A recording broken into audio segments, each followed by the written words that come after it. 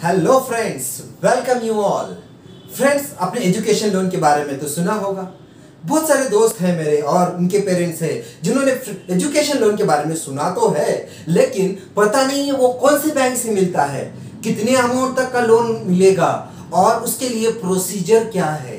तो आज की इस वीडियो में हम बहुत ही क्विकली जानेंगे कि एजुकेशन लोन कौन से बैंक से लेना है, कितने अमाउंट तक लेता है और उसके लिए प्रोसीजर क्या है। अगर आपने मेरे चैनल को सब्सक्राइब नहीं किया तो अभी सब्सक्राइब कीजिए और एजुकेशन से रिलेटेड ऐसी ही जानकारी आपको मिलती रहेगी। चलिए जानते हैं एजुकेशन लोन के बारे में।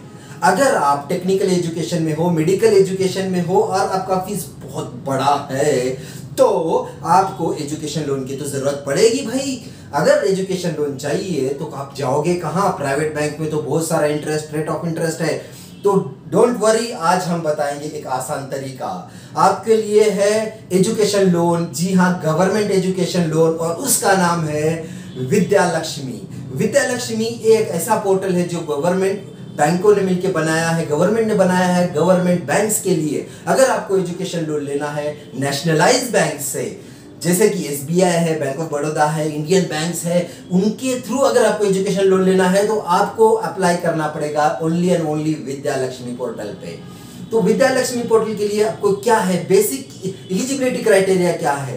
देखो, एलिजिबिलिटी क्राइटेरिया क्या होता है, दो एलिजिबिलिटी है यहाँ पे। स्टूडेंट का एलिजिबिलिटी भी लगेगा और पेरेंट्स का एलिजिबिलिटी भी लगेगा। स्टूडेंट का एलिजिबिलिटी क्या होता है, आपका जो भी कोर्स है वो टेक्निकल और NAC एक्रेडिटेड या फिर affiliated to best universities, recommended universities. अगर ये क्राइटेरिया आपके एजुकेशन का है तो आप आपको लोन मिल सकता है। और सेकंड क्राइटेरिया है पेरेंट्स के लिए। पेरेंट्स के लिए क्या क्राइटेरिया है कि भाई देखो, अगर आप गवर्नमेंट सर्वेंट हो और आपका इनकम मोर देन 4.5 लाख है, कितना? मोर देन 4.5 लाख, तो वैसे भी साहब आपको एजुकेशन लोन की क्या जरूरत है ना। तो जिनका एजुकेशन में जिनका इनकम अगर 4-4.5 लाख से नीचे है, उन लोगों के लिए, जिनके पेरेंट्स का इनकम 4.5 से नीचे है, उन लोगों के लिए ये एलिजिबिलिटी क्राइटेरिया है। अब हम जानते हैं कि डॉक्यूमेंट्स कौन से लगेंगे। कागज भी तो लगेगा कि भाई चलो, कागज में आपको क्या चाहिए? बेसिक कागज है। सबसे पहले हम जानेंगे आधार, पैन कार्ड, बैंक पासबुक, दोनों का लगेगा, पेरेंट्स का लगेगा और स्टूडेंट का लगेगा। उसके बाद जो आता है, आपको आपके कॉलेज का जो रिकमेंडेशन लेटर है या फिर आपका जो एडमिशन हुआ है वहां पे अलॉटमेंट लेटर जिसे कहते हैं, तो वो अलॉटमेंट लेटर बहुत इंपॉर्टेंट चीज है। सेकेंड इंपॉर्टेंट चीज है आपके पास की कॉलेज का फीस स्ट्रक्चर क्या है, कितना चार्ज करेगा, पूरा साल का फीस स्ट्रक्चर एक ही पर्ची में लिखा हुआ आएगा कि ट्यूशन फीस कितना है, एग्जाम फीस कितना है, जिम फीस कितना है, लाइब्रेरी कितना है, लैब कितना है, अदर कितना है, मेस कितना है, हॉस्टल कितना है, ये सारा पूरा एक ही पेज में आता है। वो चीज सबसे बड़ी इंपॉर्टेंट चीज है। और वो 1 साल का नहीं, जितने साल का आपका कोर्स है, अगर इंजीनियरिंग है 3 साल का है या 4 साल का है, वो पूरा आपको स्ट्रक्चर वहां पे मिलेगा। वो चीज आपका सबसे सेकेंड इंपॉर्टेंट चीज है। थर्ड इंपॉर्टेंट चीज क्या आएगी, आपके पेरेंट के केस में इनकम प्रूफ अगर आप बता रहे हो तो आपको लगेगा ITR, जो एक इनकम प्रूफ होता है, या फिर आपको इनकम सर्टिफिकेट जो आप तहसील से बनाते हो वो भी एक इनकम सर्टिफिकेट चलेगा। उसके साथ बाकी सब बेसिक डॉक्यूमेंट्स जैसे कि आपका फोटो लगेगा, बैंक पासबुक लगेगा।